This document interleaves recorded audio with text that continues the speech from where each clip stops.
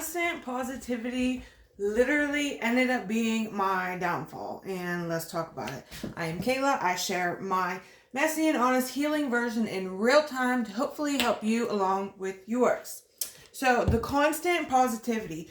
I thought when I first started working on my personal development, my healing, all this stuff before my real crash and burn in life, I thought the way that I had my mindset, that was me healing. I was constantly pouring into myself all this positivity, turning everything around in my mind, this is so positive, or there's a higher purpose for this. It was meant to be, just constantly finding the positive in every situation. I thought that was me healing because I was doing all these good things. I was good. I kept everything positive on the surface level. But that's what the problem was. That shit was surface level. And it was me removing negative emotions completely. It was literally just another way to avoid the negative emotion. When you're avoiding the negative emotions, it's just another way, again, for avoidance. And they get so much worse the more that you try to avoid them.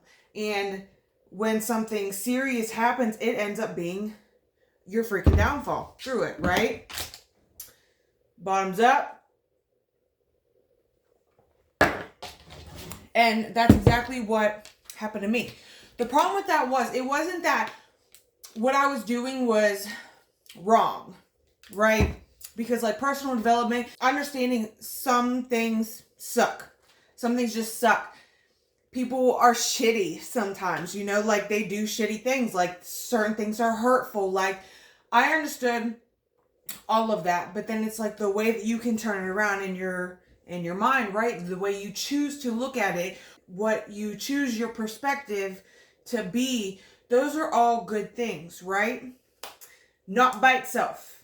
That's the problem. Not by itself.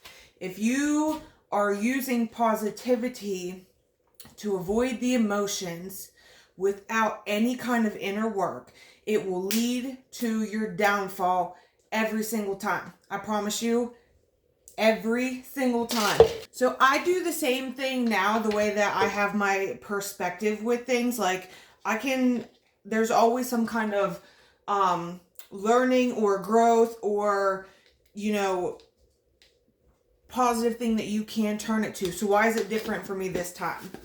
Because this time I took the time to sit and feel all the shit I didn't want to feel.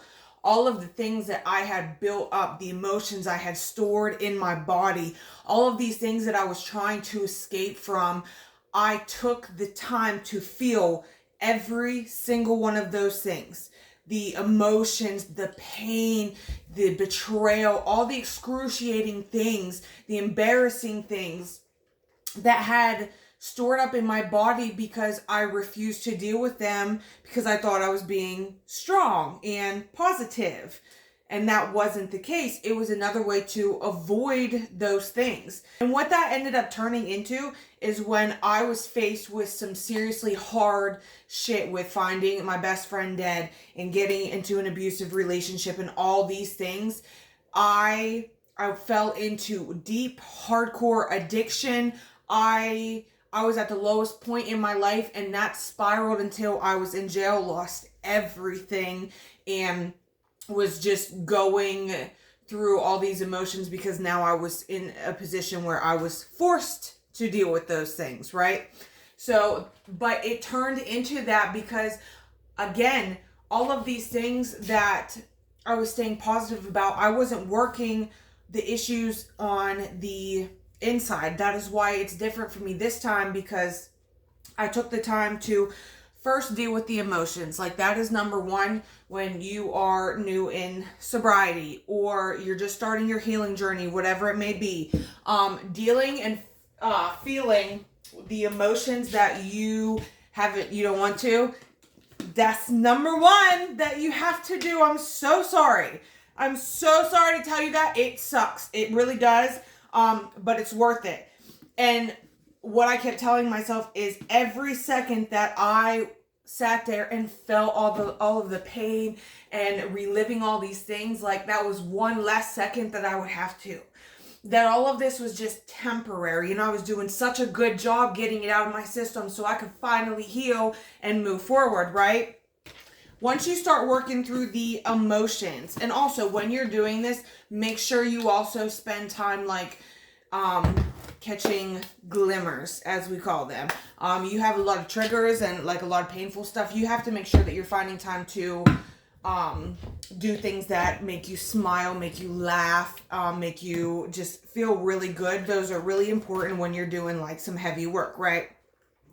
So after you do that, then the next step is to start working through your self-worth issues and all of the things that led you to those things in the first place, right? Because we are responsible for every single thing that happens in our lives.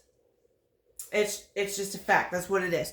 We're responsible. It is not our fault a lot of the times.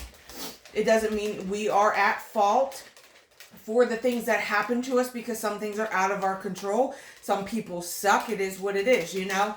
But we are responsible, you know? And a lot of situations that led to horrible things happening to me, I allowed myself to be in those situations.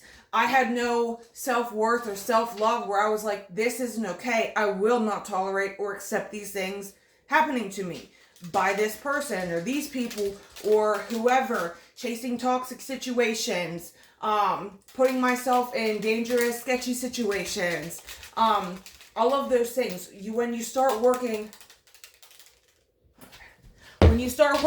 on like rooting through all of those and figuring out where it stems from, you can start getting to a solid point within yourself to have like a good relationship with yourself. And that is absolutely where you have to start your healing.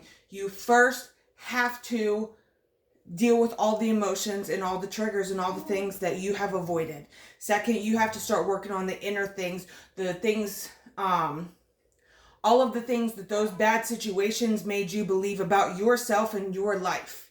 Your self-worth, your self-love, how you see yourself, what you think you deserve, all of these things, your insecurities, why you feel like you're not good enough, all of those things. You start working through those. And then once you get through those things, then the positivity can work in your favor. But if you're skipping those parts, it's literally all this positivity and journaling and motivational videos and like, there's a higher purpose for this. It's just another way for you to escape your emotions, and it's going to end up being your downfall. And it's not something that you want to go through. I promise you. And I mean, sometimes we have to. You couldn't told me this shit when I was doing it back then. Because, like, I was right. I knew what I was doing. Apparently not. You know? Apparently not. But now I do. I'm at the best place in my life because I don't hide from those things. I'm constantly evaluating myself when I feel triggered or insecure. I ask myself where those things are coming from. And I work on the actual rooted issues that are on the inside. And then switch it to the positive. But I make sure I'm dealing with the core problems and not just having like, everything's great. Toxic positivity that I used to think was the shit. So, hope that helped. Hope you enjoyed it. And thanks for watching.